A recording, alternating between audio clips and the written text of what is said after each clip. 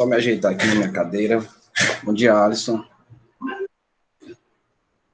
Então, disponibilizei um link aí de um blog, Josélio, bom dia, de umas coisinhas de química para a gente brincar, para a gente ver como é que está aí nosso aprendizado, né? Uma forma bem lúdica. Então, eu vou espelhar esse link aqui. Eu coloquei para quem quiser, quem se sentir à vontade, pode clicar.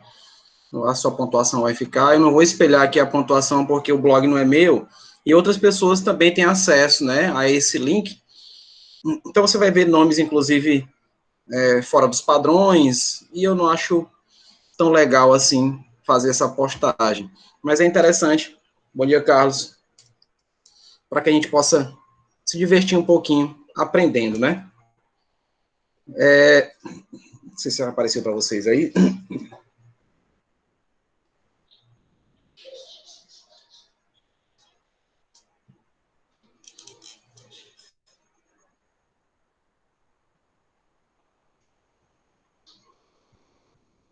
Tá aparecendo aí para vocês? Por favor, me confirme se você já consegue ver o que eu estou postando.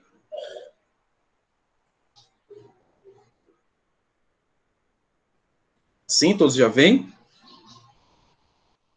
Gabriel disse que sim. Qualquer coisa me chame a atenção, tá? Bom dia, Mona Lisa. Então, bora lá, vou clicar aqui. Eu quero participação, hein? Bora lá, me ajudem. Eu sou fraco de química aqui, eu sou fraco. Eu quero a ajuda de vocês.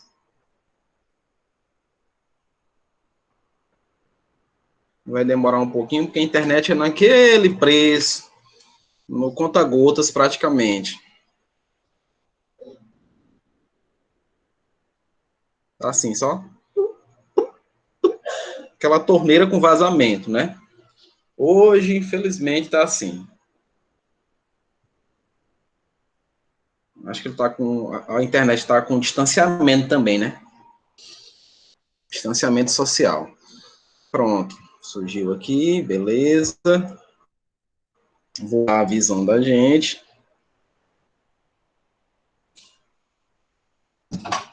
Pronto, né? Então eu vou iniciar aqui. Vamos iniciar.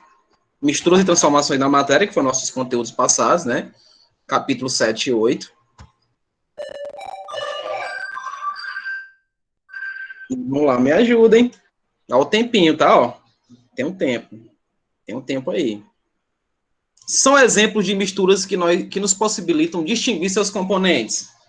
São duas. Quais? Letra A, B, C ou D? No caso, são duas, né? Água e óleo, o Guilherme está dizendo, beleza. E qual é a outra? São duas heterogêneas, né? E o granito, não é isso? Então é A e D. Opa! Nosso primeiro pontinho aí, né? Nosso primeiro pontinho. Então vamos ser ágeis, né? Ó, porque o tempo conta, né? Podemos dizer que a água é mistura A, B, C ou D.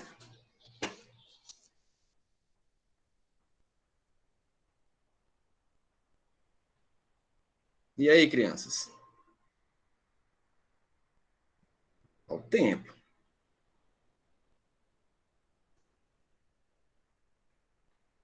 que é que vocês acham? Gabriel está dizendo A, Lucas está dizendo A. Guilherme está dizendo C. Sim, pois a água é composta de mais de uma substância. Adriele A, Enzo C. Eu vou para o que está em maior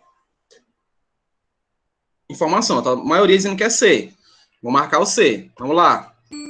Correto. Próxima. Qual tipo de transformação ocorreu com o papel amassado? Letra A. Transformação física, que ocorreu apenas uma mudança de forma. O Guilherme está dizendo A. Lucas está dizendo B. O João Gabriel A. Gabriel Mendes A. Enzo também A. Então, o A tá em ebulição, né? A Adriele também está dizendo A. Então, vamos de A. Aí eu vou explicar por que não é o B. Porque aí não é uma transformação química, é física. Não mudamos o íntimo da matéria. Agora aqui sim, ó. Qual tipo de transformação ocorreu com o papel sendo queimado? O André já está dizendo A aqui. Transformação física e química? Tem certeza? Física e química? O Lucas está dizendo D. A boa maioria está dizendo o quê? O Lucas disse D. Gabriel está dizendo D. Quem mais? Bora lá. Quero mais alguns para poder confirmar se realmente é o D. Guilherme D. Enzo disse C. D. Carlos. Mona Lisa D. Bora de D. A maioria está dizendo D. Bora ver? Correto. Até agora não perdemos nenhuma questão. Né? Tá correto. Sinal de que o nono lá tá arrebentando e vai arrebentar na prova. Seleciono duas respostas aí, tá?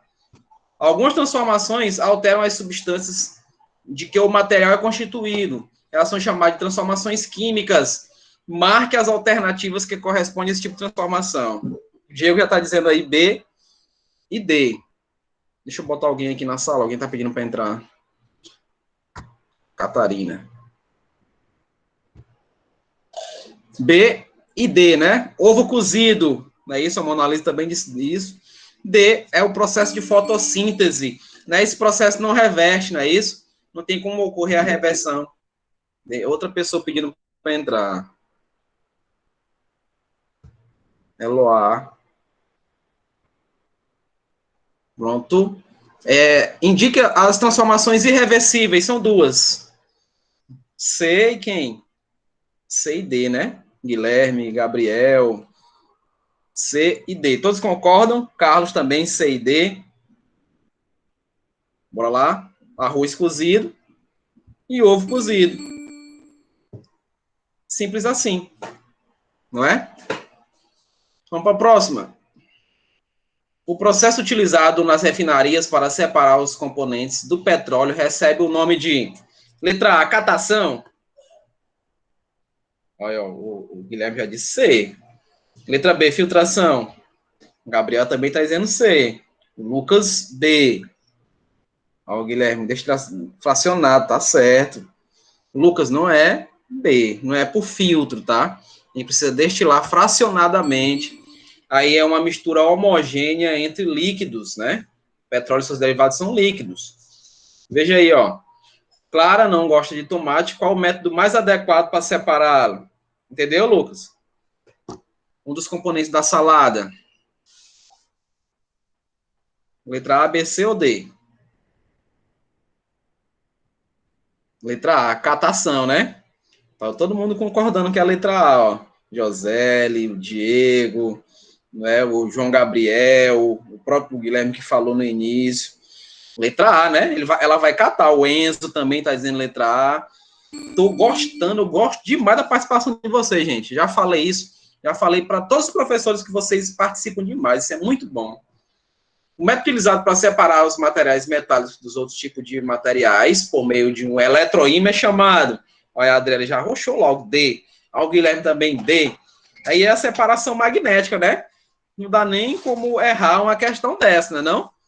Separação magnética. Letra D. Alex, é isso aí. Separação do lixo pelas pessoas que trabalham com material reciclável. É um exemplo de filtração, catação, decantação, separação magnética. Aí o que nós estamos fazendo? Nós estamos catando, tá todo mundo. Diego, não, Diego. Não é filtração, não, tá? É catação, tá ok? Elas estão utilizando manualmente a retirada do que interessa para elas, tá? Então é catação. Letra B. E acabou o nosso pequeno quiz. Então, de 13, nós acertamos as 13, né? Levamos aí quase 6 minutos, porque eu tinha que interromper para poder adicionar os alunos, né? Eu também gostei, Guilherme, também gostei. Eu tenho mais alguns, mas a gente vai ver isso daí na próxima aula, tá? Que eu vou falar de conteúdo agora, aí a gente trabalha em relação ao conteúdo, ok? Eu também fiquei muito feliz que vocês gostaram. Deixa eu só parar esse compartilhamento aqui e abrir o que eu tenho que abrir para vocês, que é falar um pouco da história da química, que é justamente o material aí da nossa aula do capítulo 9.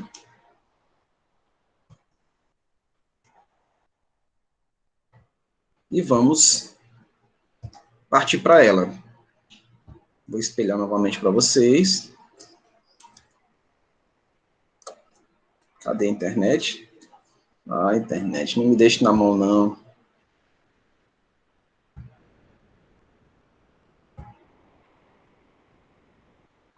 Pronto, agora vai dar certo.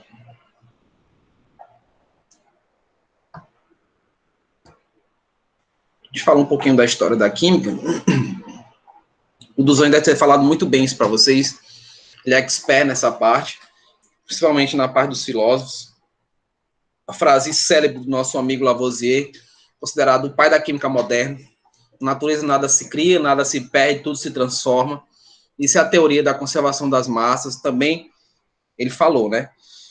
Justamente a representação de que a quantidade de massa que eu tenho no reagente vai ser a mesma do produto. E isso em sistema fechado. A teoria dele é vinculada a isso. Mas antes de a gente chegar nas leis ponderais, a gente precisa falar um pouquinho da linha do tempo, especificamente lá dos filósofos, né? Antigamente a relação da matéria era essa daí, né? De Aristóteles, né? Escreve que tudo o que existe no universo, ou que existia no universo, era formado a partir desses 4 elementos, não é isso? Terra, água, fogo e ar. Então, a teoria dele foi apadrinhada por Sócrates. Aristóteles e Sócrates eram muito parceiros, muito amigos. E essa teoria dele era apadrinhada justamente por um filósofo que tinha um respaldo muito grande na sociedade daquela época e ficou aceita, né? Foi aceita dessa maneira. Só que nem todo mundo acreditava, né? Pode aumentar um pouco. Para eu aumentar um pouco, eu vou ter que descompartilhar. Vou ter que descompartilhar. E eu tenho que fazer isso aqui. Vou ter que tirar daqui, porque vai acontecer a mesma coisa com o outro. Aumentarei aqui.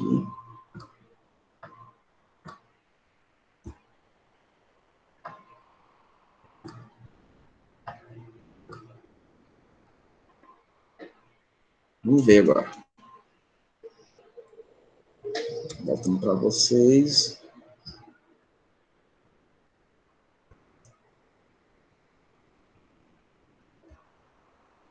Nem todos eu vou conseguir fazer isso, tá, Lucas? Aí eu peço perdão a você.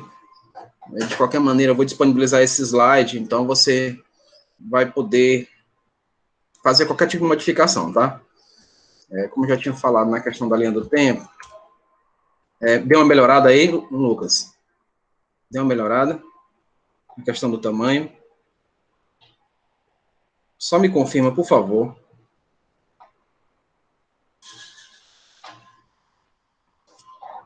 Posso prosseguir, então? Posso? Tá ok, valeu, João. Então, iniciou dessa maneira, né, a relação direta com a teoria de Aristóteles, que a matéria, tudo que existia é formada pela terra, água, fogo e ar, a junção delas. Só que os concorrentes começaram a surgir, né? E, inclusive esse cara aqui que vocês conhecem, Demócrito, né? Demócrito e Leucipo, para ser mais exato, eles eram professor e aluno, então eles acreditavam que tudo que existia, né, no caso aí, era formado por pequenas partículas indivisíveis, que eles denominaram como átomos, né, que vem do grego aí, anão, né, isso, não pedaço, anão divisão. Então, para ele, Aristóteles, isso era balela, isso não poderia acontecer. E como ele era apadrinhado de Sócrates, a teoria dele continuou sendo aceita, né? Cambaleou um pouquinho, porque essa teoria aqui do Demócrito, ela era quase que 100% perfeita. ele só não conseguia explicar porque que as pessoas morriam e quis fazer uma explicação em função dos átomos, e aí perdeu um pouco aí um gás em relação à teoria do Aristóteles. Então, essa teoria dos átomos, né, da formação da matéria, ficou escondida por algum tempo, até 200 anos aproximadamente, quando Dalton retomou esse estudo e fez aí uma retomada dessa teoria. Então, a teoria dele, do nosso amigo aí, Demócrito, era justamente isso: dividir a matéria até certo ponto onde não era mais possível. Então, como ele não conseguia mais cortar o pão até o mínimo do mínimo, ele acreditava que ali era o átomo, ali era o formador daquela matéria. Não é isso? Então, definiu como sendo a partícula minúscula, diminuta e indivisível, que é justamente aí a questão do átomo. Lembrando que daí é uma teoria atômica, né? A primeira teoria atômica surgiu aí com os filósofos gregos, e ela foi retomada 200 anos depois pelo nosso amigo Dalton, que está relacionado ao que nós estamos estudando hoje, que é justamente as leis ponderais. Aí, falando de lei ponderal já, Lucas, eu não vou aumentar agora porque eu vou perder tempo, tá? Então, infelizmente, na próxima, eu vou mudar um pouco mais essa questão, tá bom? De tamanho, para ficar visível para todos, bem melhor. Então, o Lavoisier, ele foi praticamente a transição entre os alquimistas e os químicos. Ele fez essa transição. Ele fez aquela parte dos alquimistas que eram curandeiros, que eram os conselheiros, enfim, né, os magos da época, e saiu daquilo dali para a parte científica da coisa, a parte experimental. Então, aí surgiu a química moderna, e o experimento de Lavoisier foi o que identificou e o que indicou essa nova lei, chamada Leis Ponderais, e a representação dele é justamente aquela frase, né, na natureza nada se perde, nada se cria, tudo se transforma, né? Então, aquela frase está relacionada à conservação das massas, não especificamente massa, mas também as energias. As energias em sistema fechado, elas tendem a se conservar, elas tendem a se manter. Dá para aumentar o slide como se fosse uma foto, Gabriel.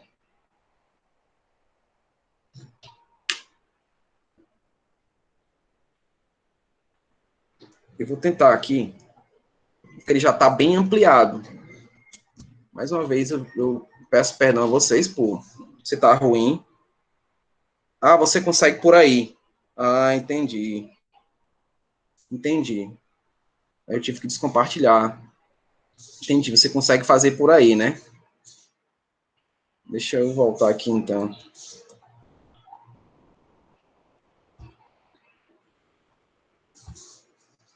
Se você está vendo de celular, é isso? Vocês que estão com dificuldade de visualizar, é porque vocês estão vendo de celular, né? Quando eu vi também pelo celular, eu olhando aqui pelo meu celular, eu fico aqui, né, com o meu celular, eu também vejo a imagem pequena. Mas se você consegue aumentar, não dá mesmo para aumentar, né? Ó. Verdade, verdade. Aqui no próprio Meet, né? Estou vendo pelo celular, mas dá para aumentar. É isso aí, aprendi. Oi. O senhor estava falando de Dalton aí.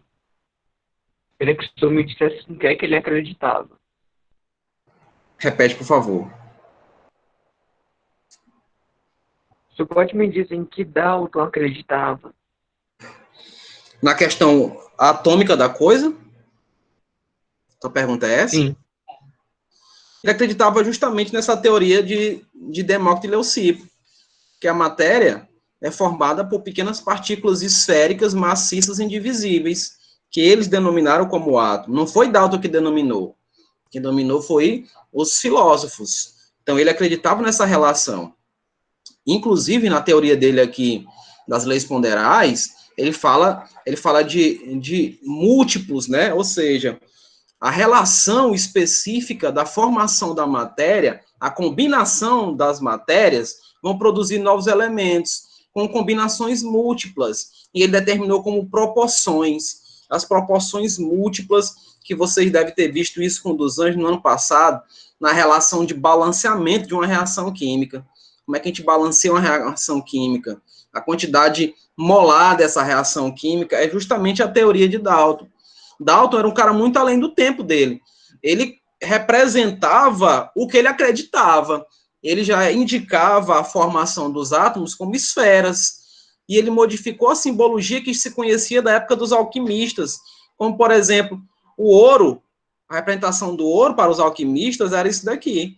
Era um círculo, né? Círculo com... no meio, assim, também um círculo bem no meio, né? Pequenininho, mas no meio. Deixa eu voltar aqui, passei no slide, não era para ter passado. Então, deixa eu só voltar aqui para mostrar para vocês como é que ele acreditava. Ele acreditava dessa maneira. Ele era assim. Então, ele mudou, ele fez a mudança. Ele fez também esférico, só que ele colocou um G, né? Porque nós sabemos que gold é ouro em inglês, né?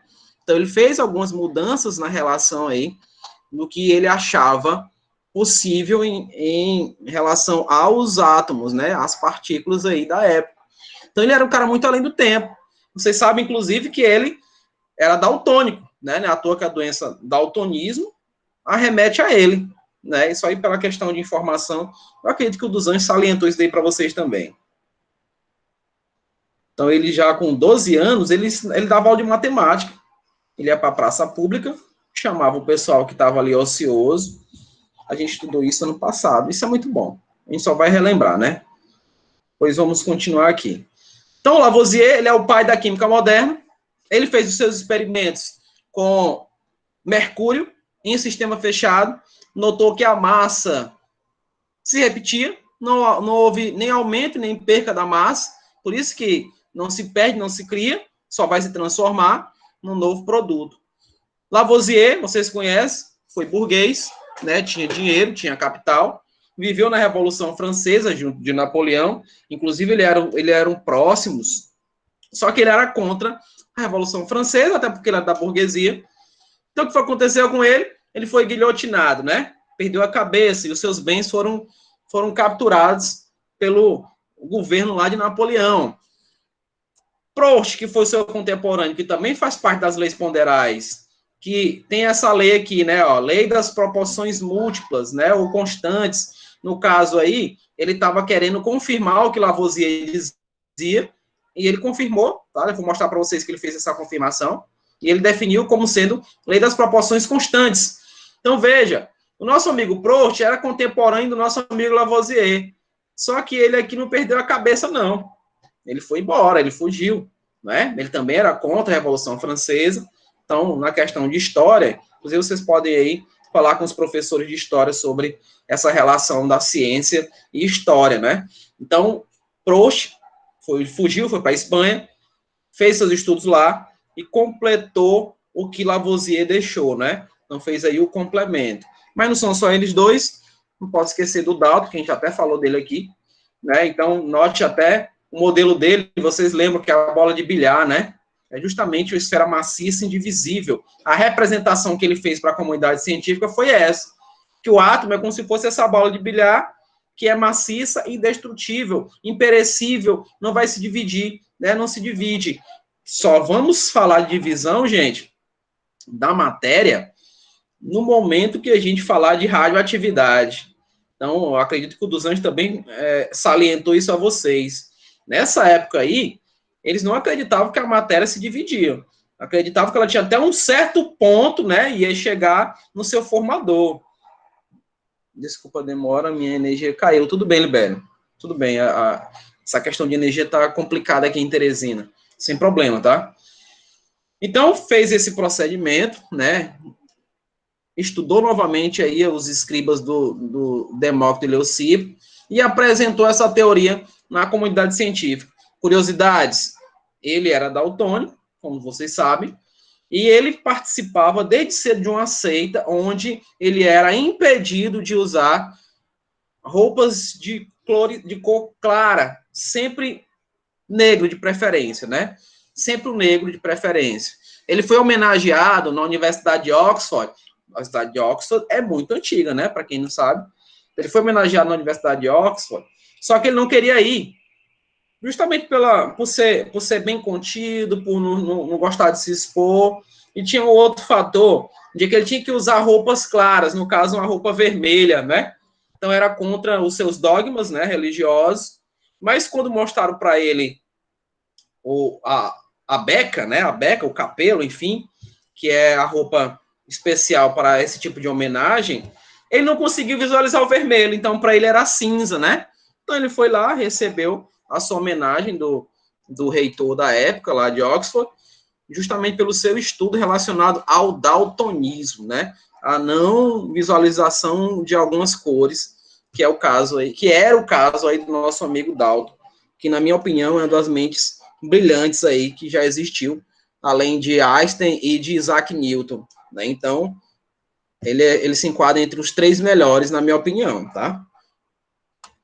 Aqui é o que eu falei para vocês, ele conseguiu fazer modificações, né, com as suas teorias relacionadas ao átomo ser esférico.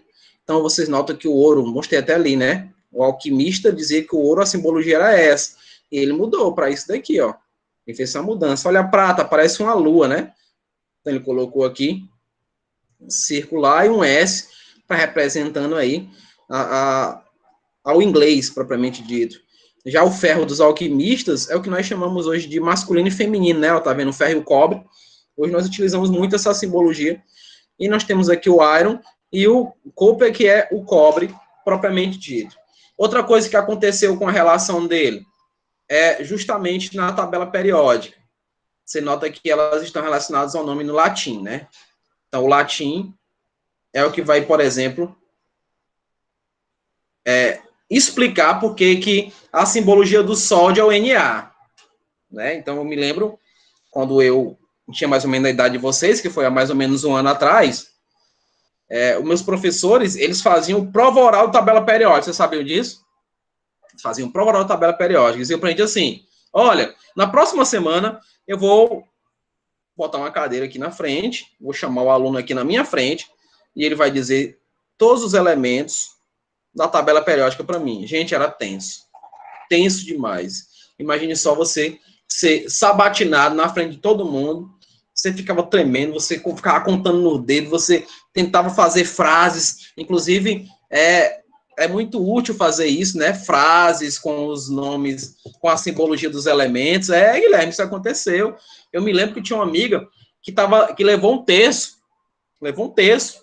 parecia que ela estava debuiando um texto para o professor, que era o padre, mas ela estava usando o texto para poder lembrar da sequência. Olha como ela foi inteligente, para poder lembrar da sequência dos elementos, né? Então, às vezes a gente vê o nome, olha a simbologia e não tem nada a ver.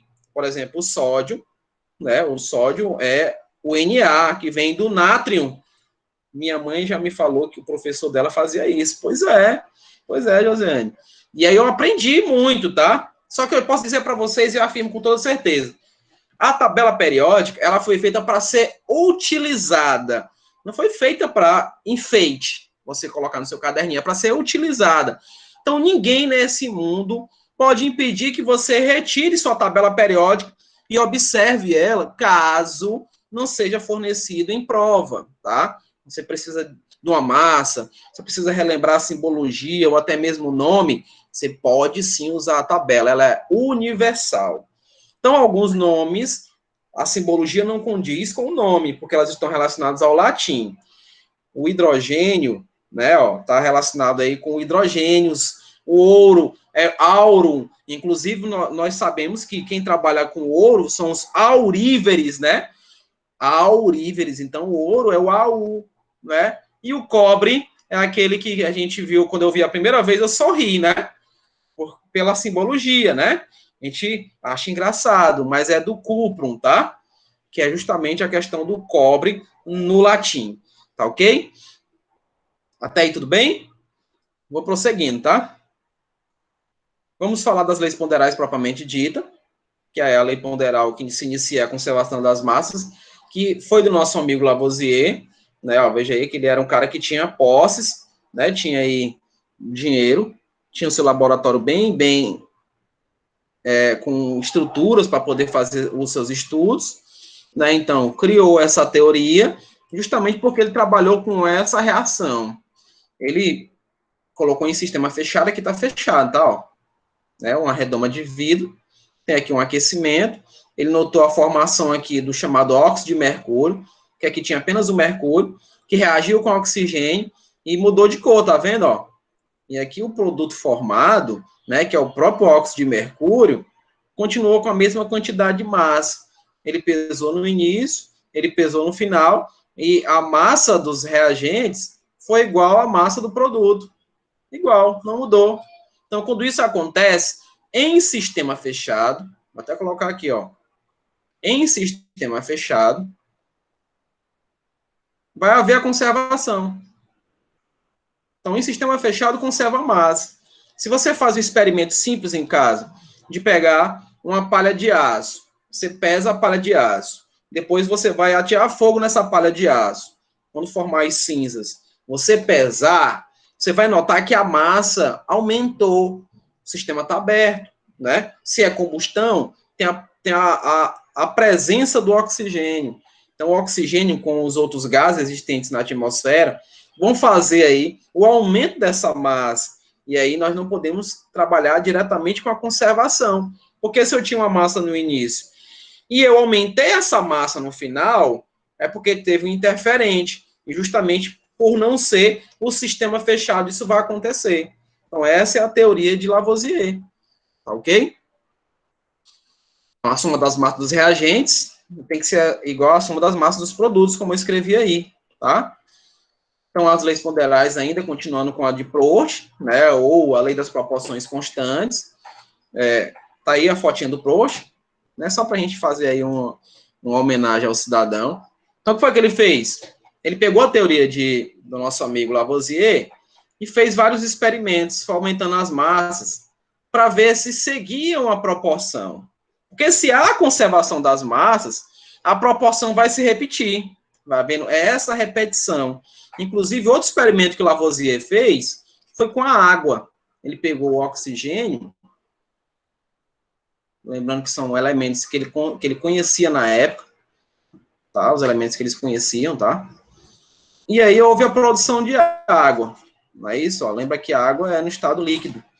Então, quando ele pesou, ele notou que tinha 1 grama de hidrogênio. Pesou aqui o oxigênio, tinha 8 gramas de oxigênio.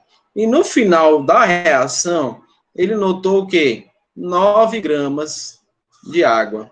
Então, se você for ver, a soma aqui, ó, é a mesma, né? Então, aqui são os reagentes. Então, mais 8 é 9. E lá no produto eu já tenho 9 como resultado. Então, houve a conservação das massas. Então, para todo sempre, vocês têm que lembrar que o hidrogênio na água sempre terá uma massa de 1 grama. O oxigênio na água sempre terá uma massa de 8 gramas.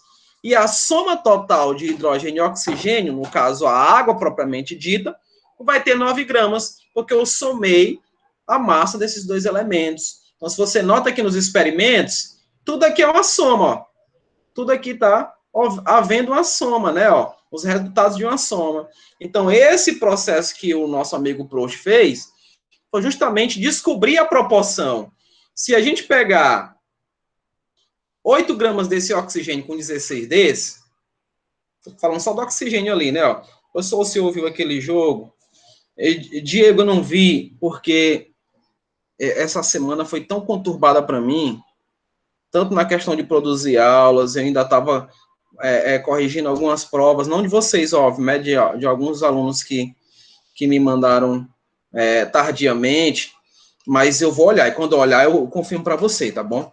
Eu peço desculpa por não ter olhado, porque o meu tempo, por isso que eu digo que eu queria que o meu tempo tivesse 25 horas, para eu poder ter tempo, né, para fazer mais algumas coisas. Mas eu vou olhar, aí eu confirmo para você, tá bom? Então, ó, veja, a gente pegou aqui, ó, 8 gramas, ó, e dividiu aqui 16, a gente vai ver o seguinte, e nessa divisão, se eu for fatorando, né, eu vou ficar sempre com a proporção aqui de 1/2, né, que corresponde a 0,5.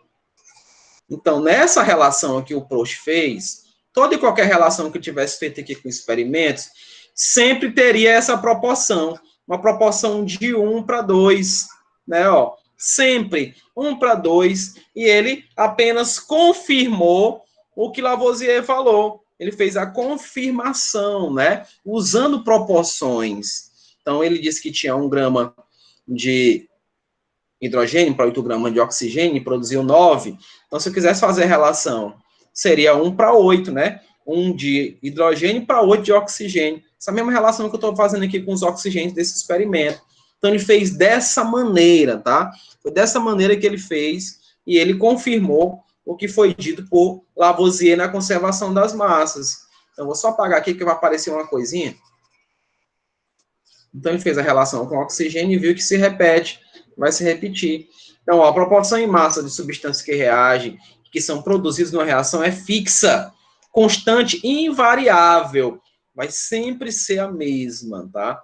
Não vai variar nem para mais, nem para menos. Sempre será aquela fixa e constante. O Dalton, ele fez a relação agora com o que nós chamamos aí de proporções múltiplas. Note que a proporção que ele colocou aqui, 2 para 1, é aqui, ó.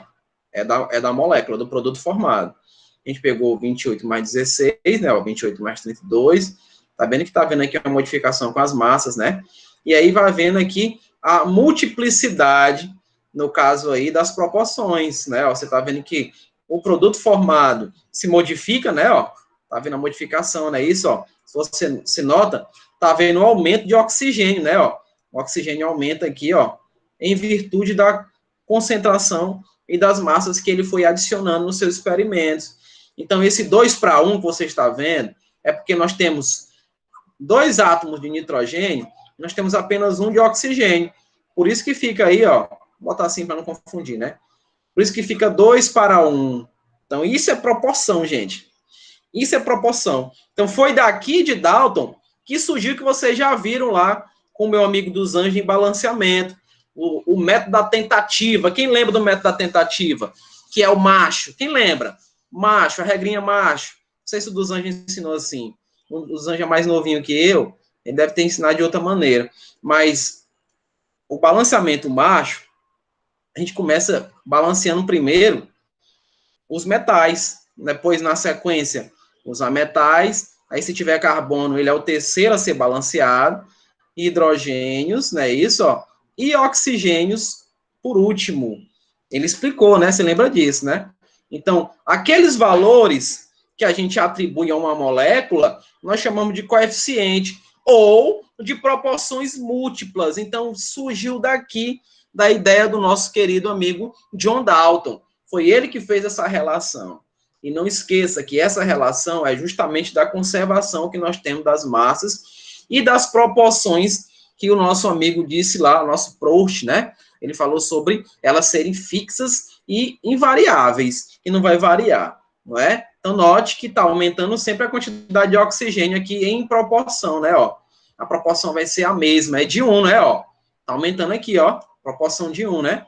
Aumenta a quantidade de oxigênios, tá? Quando combinamos em uma reação uma mesma massa de um elemento com diferentes massas de outros elementos, o resultado é a formação de diferentes substâncias.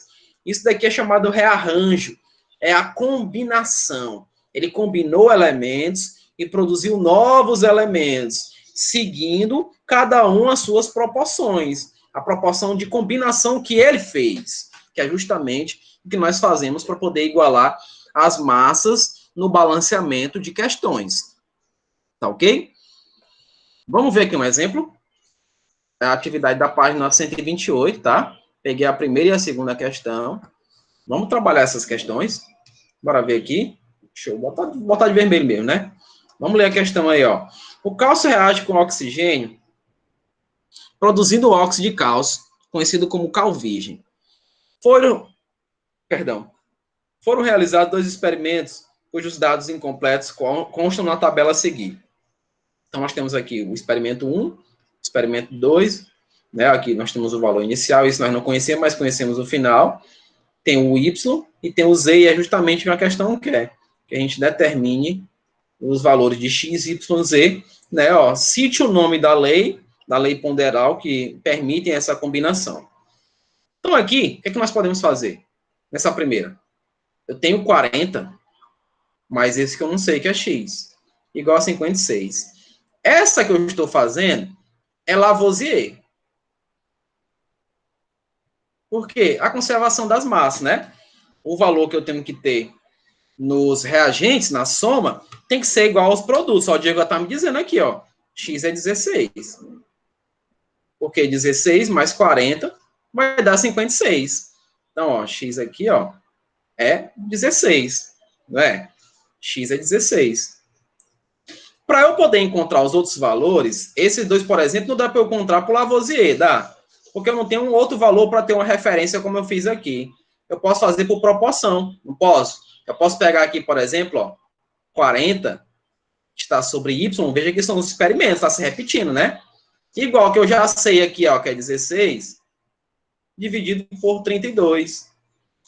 Se eu quiser fatorar esse valor, eu posso fazer, não posso? Esse valor aqui vai dar quanto, mais ou menos? Se eu fizer a fatoração, ele vai dar 1,5, não é? Me dá 1,5, não dá?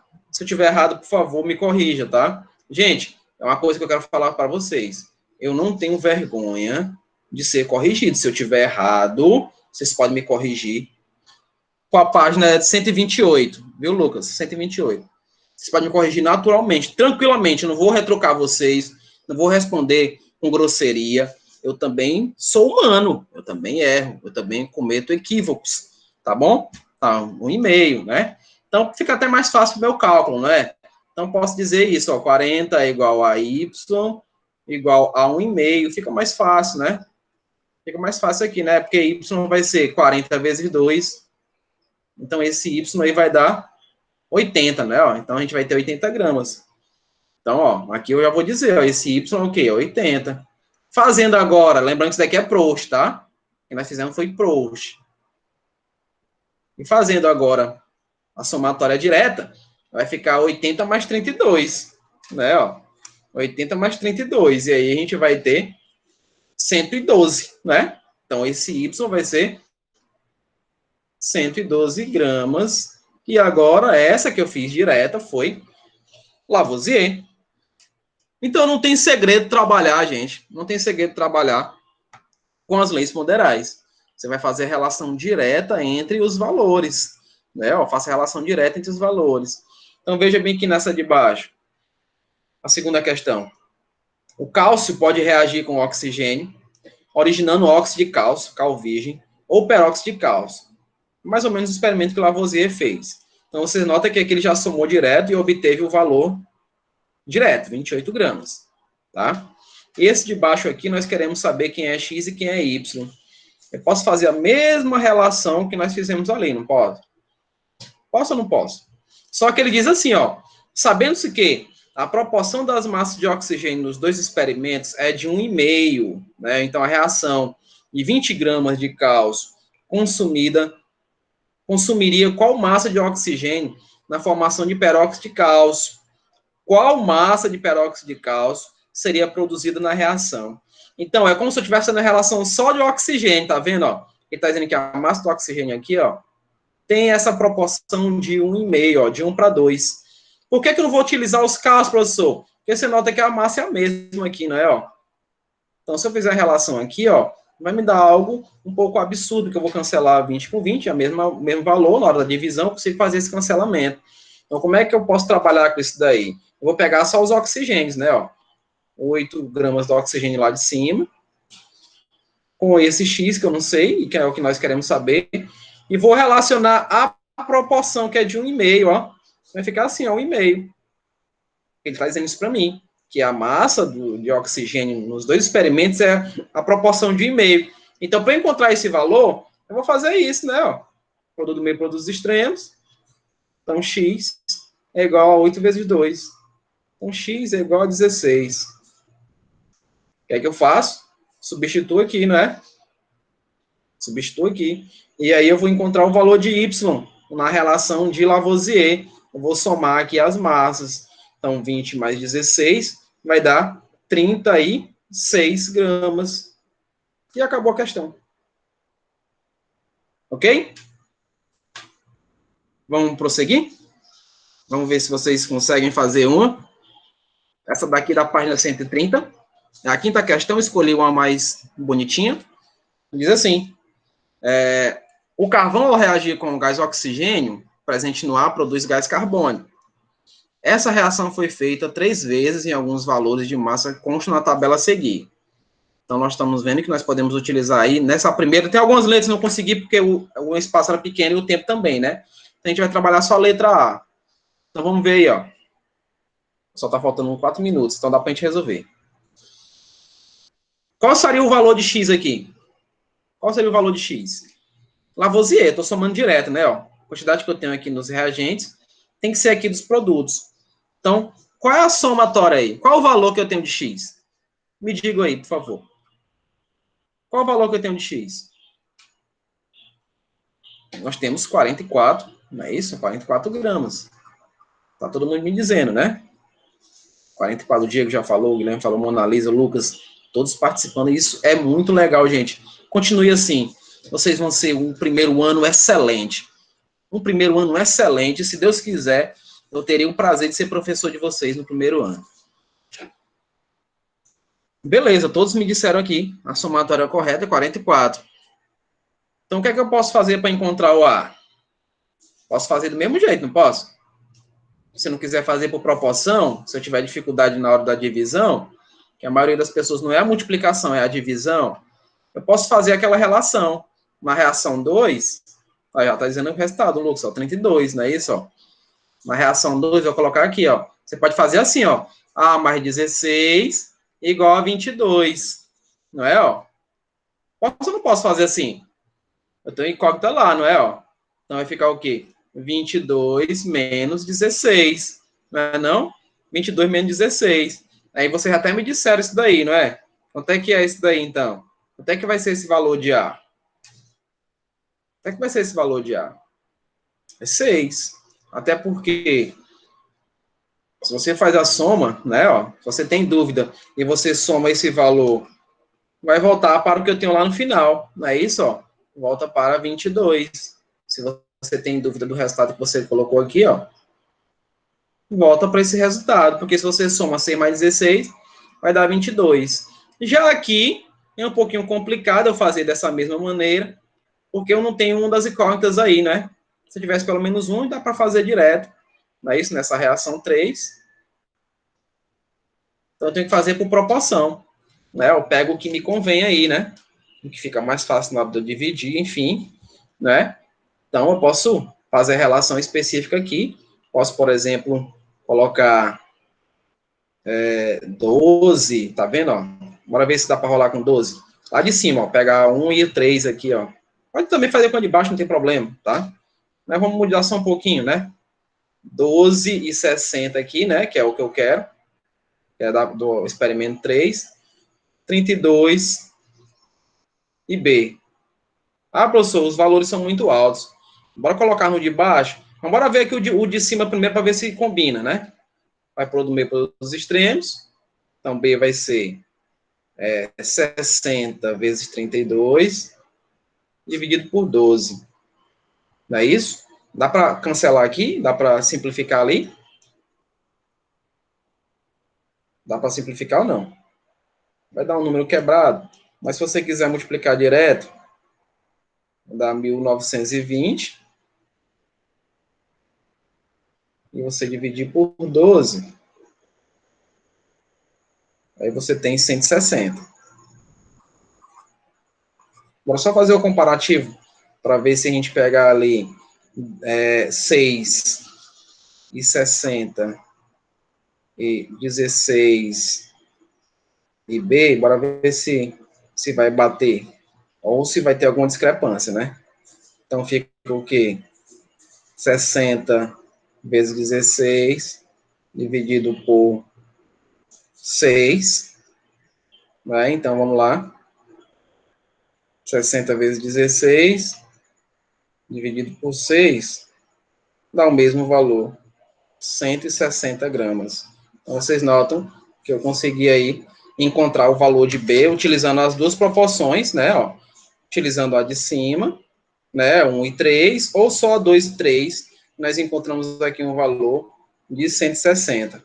Agora responda para mim, qual o valor de Y para nossa aula encerrar? Né? Qual o valor de Y aí?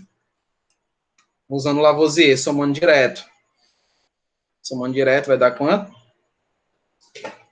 220 ou 320?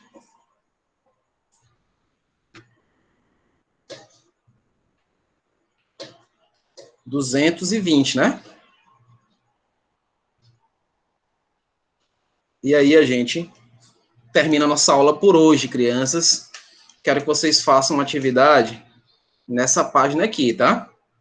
E eu quero receber até sexta-feira, se possível, para justamente poder colocar o qualitativo de vocês. A participação de vocês, para mim, é 100%. Já falei isso para a tia Mônica, e é interessante demais que vocês permaneçam assim, tá? Então, não esqueçam, páginas 131 e 132 do livro, está relacionado com o que nós trabalhamos hoje na história da química, tá ok?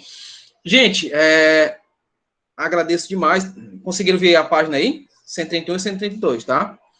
Eu vou encerrar aqui, porque agora eu vou partir para o terceiro ano, mas antes eu vou fazer aqui uma chamada rápida, que é justamente essa chamada rápida eu faço aqui, sem precisar que vocês me digam nada, porque eu consigo baixar os alunos que estão presentes aqui na aula, né?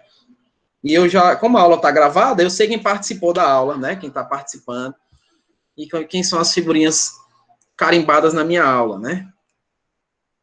Então, eu agradeço demais o dia, né, com vocês. Espero que a aula tenha sido proveitosa, para mim foi.